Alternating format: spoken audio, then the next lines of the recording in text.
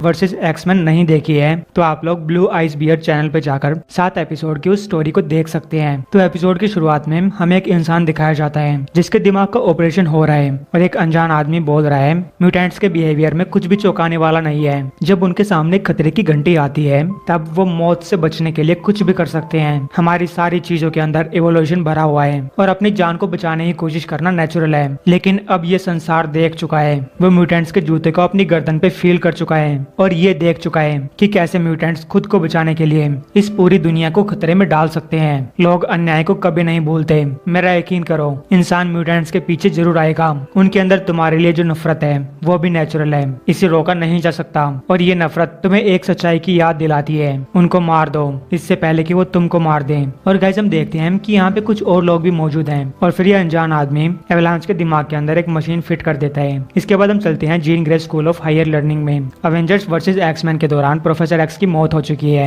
लोगन चार्ल्स की तस्वीर के सामने खड़ा पुरानी बातों को याद कर रहा है, जिसमें प्रोफेसर एक्स बोलता है, मैं जानता हूँ कि उन्होंने तुम्हारे साथ क्या किया है और उन्होंने तुमको कैसा जानवर बना दिया है। मैं लोगों के अंदर जाकर देख सकता हूँ और लोगन, ये असल में तुम नहीं हो। अगर तुम मुझे करने दो तो मैं तुम्हारी मदद कर सकता हूँ। मुझे लगता है कि गुजरते टाइम और थोड़ी सी मेहनत से तुम अपने आप को बदल सकते हो। तभी लोगन के पास एक म्यूटेंट आती है और वो बोलती है, लोगन टाइम हो चुका है। जिसपे लोगन बिल्डिंग से बाहर जाता है जहाँ म्यूटेंट्स प्रोफेसर एक्स के फुरनल के लिए इकट्ठा हुए हैं। लोगन बोलता है, चक जेवियर्स ने अपनी लाइफ एक सपने के लिए समर्पित कर दी। वो एक ऐसे वर्ल्ड में रहना चाहता था जहाँ पे इंसान और म्यूटेंट्स साथ साथ रहे। एक ऐसा वर्ल्ड जहाँ लोग अपने से अलग टाइप के लोगों को देखकर ना ही उनसे डरे और ना ही उनको मारने की इच्छा रखें। और इस टाइप के वर्ल्ड को हासिल करने के लिए चक जेवियर्स ने सिर्फ एक रास्ता अपनाया, शांति का। और उससे भी इम्पोर्टेंट ये बात है कि हम कौन सा रास्ता अपनाते हैं। उधर शील्ड की एक जेल के बाहर मारिया हिल एलेक्स एमर्स यानी कि हैवोक का स्वागत करती है और वो लोग सिक्योरिटी चेकिंग करने के बाद हैवोक को साइक्लोप्स के पास लेकर जाते हैं जो कि शील्ड की जेल के अंदर बंद है।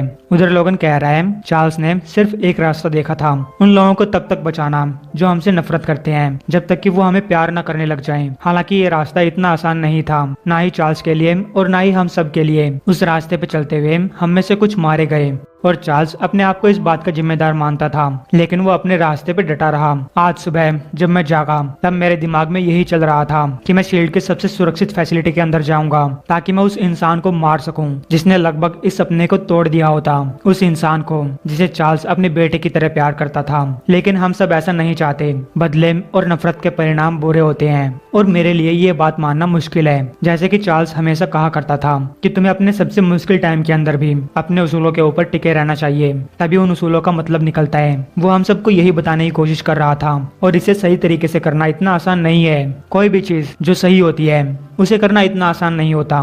मैं तुम सब लोगों को ये बताने आया हूँ कि भले ही चार्ल्स जेवियर्स मर चुका है लेकिन उसका सपना जिंदा रहेगा। हालांकि ये सच है कि हम उसके रास्ते के ऊपर नहीं चल पाए। चार्ल्स जेवियर्स अपने सपने को पूरा होते हुए देखने से पहले ही मर गया और इस चीज को बदला नहीं जा सकता।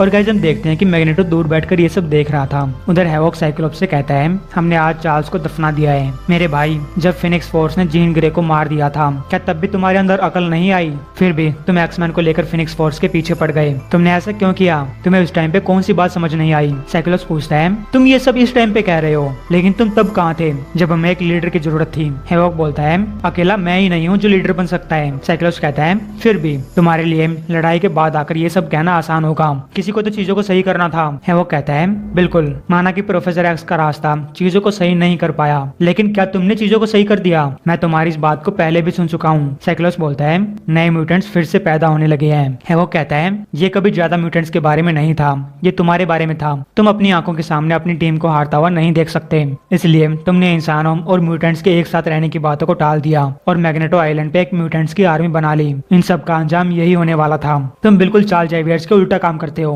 साइक्लोप्स बोलता है, मैंने अपनी पूरी जिंदगी चार्ल्स के सपने को पूरा करते हुए बिताई है। मैंने काफी कुछ सीखा है। वो कहता है, तुमने कुछ नहीं सीखा। जो कुछ चार्ल्स ने तुमको सिखाया तुम वो सब भूल गए और तब तुमने उसको मार दिया। इसके बाद हैवोक बाहर चला जाता है जहाँ पे कैप्टन और थोर उसका वेट कर रहे थे। कैप्टन बोलता है चलो मेरे साथ बैठ के कॉफी पी लो। थोर बोलता है जिस जगह पे हम जा रहे हैं वहाँ पे बियर भी मिलती है। इसके बाद ये लोग अवेंजर्स मैंशन के अंदर होते हैं। कैप्टन कह रहा है मैं समझ सकता हूँ कि तुम लोगों ने चार्ल्स के फ्यूनरल को एक फैमिली फंक्शन की तरह रखा, लेकिन हम भी आकर उसे अलविदा बोलना चाहते थे। वो कहता है मैं बस चीजों को समझने की कोशिश कर रहा हूँ, खासकर उस इंसान को जो इन सब के लिए जिम्मेदार है। जिसपे कैप्टन बोलता है मैं तुम्हें बताना चाहता हूँ कि चाहे तुम्हारे भाई ने तुम्हें कुछ बताया हो, लेकिन हम कोई लुटेरे नहीं है। और फिर ये लोग साइक्लोप्स के बारे में बात करने लगते हैं। कैप्टन कहता है कि पास्ट में जो कुछ हुआ उसे भूल जाओ, आगे के लिए अवेंजर्स और एक्समैन मिलकर काम कर सकते हैं। मैं चाहता हूँ कि तुम हमारे साथ आ जाओ, एक अवेंजर बन जाओ, और मैं तो ये चाहता हूँ कि तुम हमारी टीम को लीड करो। इससे हम दुनिया के सामने एक एग्जाम्पल पेश कर सकते हैं। जेवियर मर चुका है और साइक्लोप्स कैद है, तो किसी को तो म्यूटेंट्स के लिए खड़ा होना होगा। माना कि लोगन कोशिश कर रहा है, लेकिन जिस तरीके का उसका पास्ट है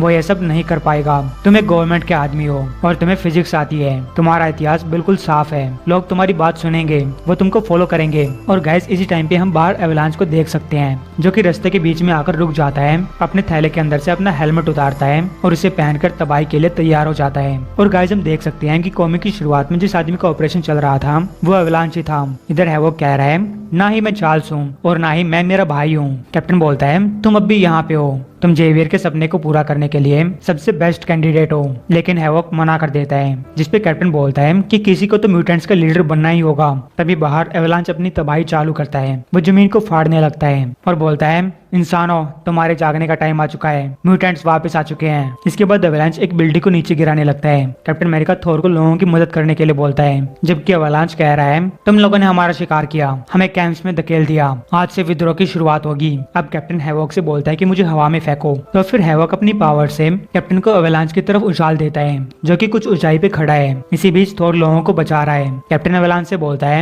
एवलांच तुम कायर हत्यारे। एवलांच कहता है बांध टूट चुका है, पानी बह चुका है और मेरा भड़काने का काम पूरा हो चुका है। इतना कहते ही एवलांच उस ऊंची जगह से नीचे कूद जाता है। गिरते हुए कैप्टन उसके चेहरे को देखता है, वो बिना किसी हिचकिचाहट के कूद गया और उसकी हंसी बिल्कुल शांत थी।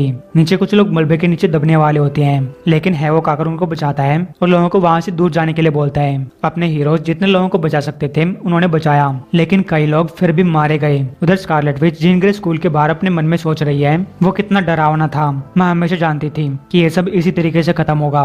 अगर तुम एक भीड़ को दंगा करने के लिए उकसाते हो और फिर शांति का उपदेश देते हो तो वही लोग तुम्हें फाड़ देंगे। चार्ल्स हमने ये सब खराब कर दिया, जिसे ठीक करने की तुमने अपनी पूरी जिंदगी कोशिश की। मैंने अपनी पूरी लाइफ अपने आप को छुपाने की कोशिश की और ये भूलने की कोशिश की कि मेरे अंदर किसका खून बह रहा है, लेकिन तुमने हमेशा मेरा स्वागत किया। मैं तुम्हारे दुश्मन की बेटी थी, लेकिन बदले में मैं तुम्हारा सबसे बुरा सपना बन गई, एक डरी हुई म्यूटेंट जिसके पास बहुत ज्यादा पावर है और जिसकी शुरुआत मैंने की, उसका अंजाम मैं देख पा रही हूँ। तुम मर चुके हो, अपने सपनों को हमारे ऊपर छोड़ चुके हो। मरते दम तक मैं तुम्हारे सपने को पूरा करने की कोशिश करूंगी। तो guys Scarlet Witch professor x की कब्र के ऊपर फूल रखने आई हुई है। तभी रोग वहाँ पे आती है और बोलती है उन फूलों को वापस उठा लो और यहाँ से दफा हो जाओ। जिसपे वांडा कहती है मैं यहाँ बस अंतिम शब्द बोलने आई थी। रोग कहती है और इसमें तुम्हारी कोई गलती नहीं है, तुम्ही ने इन सब की शुरुआत की थी, तुमने नए म्यूटेंट्स को पैदा होने से रोक दिया था। स्कारलेट विच बोलती है मैं जानती हूँ मैंने क्या किया था और मैं उसकी रिस्पॉन्सिबिलिटी लेती हूँ, लेकिन क्या साइक्लोप्स रिस्पॉन्सिबिलिटी लेगा?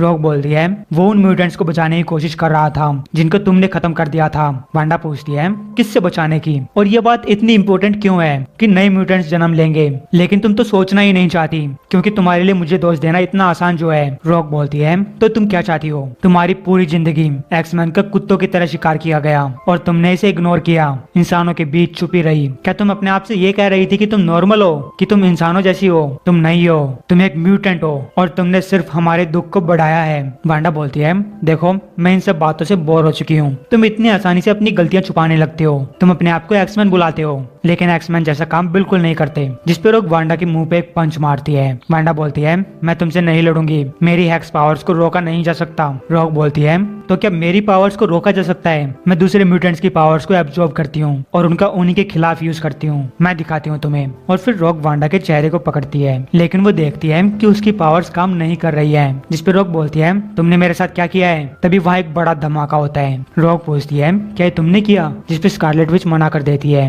तब उनके उनके सामने 5 लोग आते हैं। गॉड फेस्ड गर्ल बोलती है, जब मेरी नजर तुम लोगों के ऊपर पड़ेगी तब तुम्हारी पावर्स काम नहीं करेंगी। इसके बाद एक दूसरी लड़की अपने बैग से हवा निकालती है और इन दोनों को गोल गोल घुमाने लगती है और फिर उनमें से एक आदमी के अंदर से एक इंसेक्ट बाहर निकलता है। उसके कांटे के अंदर एक जहर होता है और वो रॉक को मारने के लिए आगे बढ़ता है, लेकिन वांडा बीच में आ जाती है। इसके बाद उनमें से एक मॉन्स्टर रॉक के ऊपर पंच करता है और बोलता है, अब ये भी सो चुकी है, जिस काम के लिए हम आए थे उसे पूरा करो। और फिर ये लोग एक आदमी को घसीटता हुआ पानी के अंदर ले जाते हैं। रात का टाइम है, हमें एक शिप दिखाई जाती है। एक आदमी बोलता है, ये मरा हुआ इंसान मुझसे बात तो नहीं कर रहा। जिसपे एक औरत बोलती है, वो तब बात करेगा जब वो तैयार होगा। क्या तुम्हें पता है कि ऐसी चीज का बॉन्ड बनाने में तुम्हारे लिए भी खतरे पैदा हो सकते हैं। जो तुम कर रहे हो ये पागलपन है। शायद हमें कॉस्मिक क्यूब्स को ढूंढना चाहिए या फिर ब्लड स्टोन्स को। जिसपे वो आदमी बोलता है, क्यों छोटी मोटी चीजों के पीछे भागना जब सबसे ताकतवर हथियार हमारे सामने मौजूद है। और अब की बार वो लोग इस हथियार को मुझसे नहीं छीन पाएंगे। मेरे हाथ में पावर होगी और जब मेरे पास चार्ल्स जेवियर का दिमाग होगा तब मैं इस दुनिया से म्यूटेंट्स को खत्म कर दूंगा। और गाइस हम देखते हैं कि वो 5 लोग जिस आदमी को लाने के लिए gene Grey School of mutant learning में गए थे वो और कोई नहीं बल्कि चार्ल्स जेवियर की लाश थी। और अब रेड स्कल ने चार्ल्स जेवियर के दिमाग को बाहर निकाल लिया है। अगर रेड स्कल इस दिमाग का यूज कर सकता है तो उसके पास चार्ल्स जेवियर जैसी पावर्स आ जाएंगी।